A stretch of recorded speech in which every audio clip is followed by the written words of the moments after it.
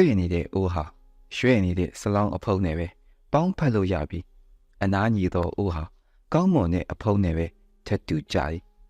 စိတ်မှန်ရင်ရွှေနဲ့ပဲကိုရပြီးကြောက်ခဲမှန်ရင်ဘိလက်မဆလာနဲ့ပဲကိုရသည်ရေအိုးစင်ကရေမှန်ရင်တောက်သုံးသူနဲ့တွေ့ပြီးလမ်းပေါ်ကရေအိုက်မှန်ရင်ခြေဆေးသူနဲ့ပဲတွေ့ရမယ်တန်ဖိုးမသိတဲ့လူဟာတန်ဖိုးရှိတဲ့အရာနဲ့လွဲချော်ပေးရပြီတန်ဖိုးရှိတဲ့လူဟာတန်ဖိုးနားလေတဲ့သူနဲ့ပဲပေါင်းစုံရတယ်စိန်ဖြစ်နေရင်တထိတ်နဲ့တွေ့ရမယ်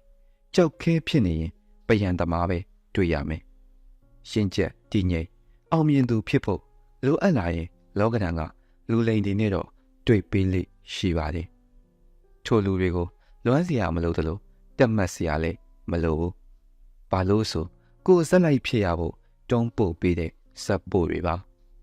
ဇက်လိုက်ဟာဇက်လိုက်ခြင်းပဲပေါင်းဖက်ရတယ်ဇက်ပို့တွေနဲ့ပေါင်းလို့မရှိဘူး